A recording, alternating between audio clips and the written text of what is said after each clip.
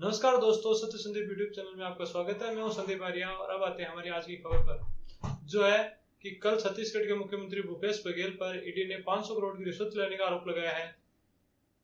तो क्या ईडी भूपेश बघेल को गिरफ्तार करने वाली है या ये सब खाली चुनावी लाभ उठाने के लिए उठाया गया कदम भर है? ये सब आने वाले दिनों में देखना होगा। छत्तीसगढ़ में भूपेश बघेल की सरकार ने अपनी अच्छी छवि अपने विकास कार्य से बना रखी है।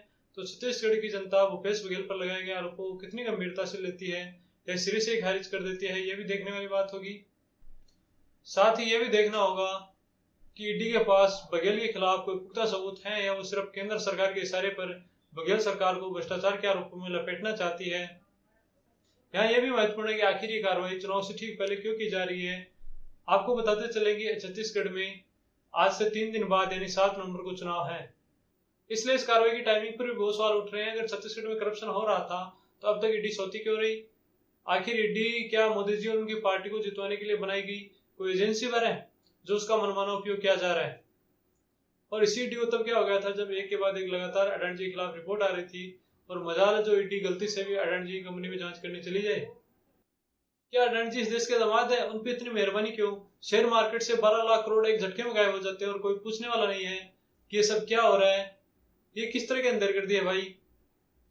इस देश में संविधान या कानून है या नहीं? अडानी जी क्या संविधान और कानून से ऊपर है? वैसे पिछले 7-8 सालों में ईडी ने अपनी साख काफी गंवाई है। ईडी के 95% केसेस विपक्ष के खिलाफ होते हैं और जो 5% केसेस होते हैं वो भी अधिकतर उन लोगों पे होते हैं जिनसे मोदी जी को चुनौती मिलती हो। आखिर सरकार तो बीजेपी की चल रही है, तो उसके मंत्री और सांसदों के हाथों में ज्यादा पावर और वो ज्यादा करप्शन कर सकते हैं और करते ही हैं। लेकिन लगता है जैसे मोदी जी ने ईडी और बाकी की जांच एजेंसियों को कह रखा हो कि वो सिर्फ हमारे राजनीतिक प्रतिद्वंदियों के खिलाफ ही काम करें। और ईडी की क्या मजाल जो बीजेपी के किसी नेता पर हाथ डाल सके। और उस ईडी के जिनके बारे में कोई क्या ही कह सकता है, जिसके डायरेक्टर संजय कुमार मिश्रा को सुप्रीम कोर्ट ने इलीगल करार देते हुए पद से हटा दिया हो। जब 2014-2019 में हमने मोदी जी को वोट दिया था तो क्या हम एक ऐसा देश बनाना चाहते थे? मोदी जी ने विकास की बात की थी या विनाश की, समझ से परे है। शायद हम लोगों से समझने में भूल हुई होगी। खैर, हम बात कर रहे थे चुनाव से ठीक पहले इस तरह की कार्रवाई का किया जाना कितना सही है। इसके लिए समझना बहुत जरूरी है कि ईडी की विश्वसनीयता कैसी है। जुलाई 2022 में संसद में केंद्र सरकार द्वारा जारी किए गए आंकड़ों के अनुसार कानून पारित होने के 17 वर्षों में prevention of money laundering act यानी पीएमएलए के तहत दर्ज 5422 मामलों में केवल 23 लोगों को दोषी ठहराया गया है। ईडी की कन्विक्शन रेट 0.5% से कम है, यानी कि जिन लोगों पे मुकदमे दर्ज होते हैं उनमें से आधा % लोगों पे भी दोष सिद्ध नहीं होता। इससे आप अंदाजा लगा सकते हो कि ईडी का कितना दुरुपयोग किया जा रहा है।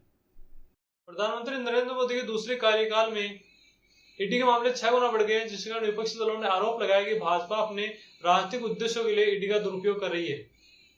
अगस्त 2023 में संसद में एक बहस के दौरान बीजेपी की ओर से केंद्रीय गृह मंत्री मीनाक्षी लेखी ने विपक्ष से कहा, चुप रहो नहीं तो ईडी आपके घर पहुंच सकती है। तो क्या आप संसद में विपक्ष को सरेआम धमकाया जाएगा? इससे आप अंदाजा लगा सकते हो कि हमारी सरकार की मंशा क्या है। अगर आपको अभी यकीन नहीं है तो आप खुद रिसर्च कीजिए गूगल पे, विकिपीडिया पे। आपको इस तरह की बहुत सारी जानकारी मिलेगी कि आज ईडी की क्या उपयोगिता रह गई है। अच्छा, तो ये होता कि अगर ईडी के पास पुख्ता सबूत है तो उन्हें बहुत पहले ये कार्रवाई करनी चाहिए थी या चुनाव से पहले इस तरह की कार्रवाई से बचा जाना चाहिए था, क्योंकि इसने ईडी की क्रेडिबिलिटी पर ही सवालिया निशान लगा दिए हैं। आज से 2 दिन पहले यानी 2 नवंबर को राजस्थान में एंटी करप्शन ब्यूरो ने ईडी के एक अधिकारी नवल किशोर मीणा जो इम्फाल में तैनात थे और उसके एक सहयोगी बाबूलाल मीणा को एक केस को दबाने के लिए 15 लाख की रिश्वत लेते गिरफ्तार किया है। इस गिरफ्तारी ने ईडी को न केवल कटघरे में खड़ा किया है बल्कि उसकी साख को भी धूमिल किया है। ये लोग इस देश की जनता को बेवकूफ समझते हैं कि उसे इतनी सी बात समझ नहीं आती। इस देश के नेता भले ही जनता को मूर्ख समझते हो, लेकिन जनता सब समझती है और जब वो समझाने पर आती है तो अच्छे अच्छों के होश ठिकाने पर ला देती है। अभी भी वक्त है ये नेता समझ जाए और जनता के सब्र का इम्तिहान ना ले। और इस देश की जांच एजेंसियों को समझना होगा कि उन्हें जो तनख्वाह मिलती है वो जनता की मेहनत का पैसा है, न कि किसी पार्टी का। इसलिए उनका फर्ज जनता के प्रति बनता है, न कि किसी पार्टी के लिए। और हम जनता को भी अपनी ताकत पहचाननी पड़ेगी। सरकारें आएंगी जाएंगी, लेकिन जनता के बीच प्रेम रहना चाहिए। सरकारें हमें धर्म और जातियों में बांटने की कोशिश करेंगी, क्योंकि हम एक रहेंगे तो हमें मूर्ख नहीं बना पाएंगे और उन्हें काम करना पड़ेगा। इसलिए हमें एकजुट रहना है, और विविधता में एकता ही हमारी ताकत है। हमें अपने अधिकारों और सरकार के द्वारा किए जाने वाले कामों को लेकर जागरूक होना ही पड़ेगा, नहीं तो हम आपस में लड़ते रहेंगे और हमारा शोषण ऐसे ही होता रहेगा। जय हिंद, जय भारत।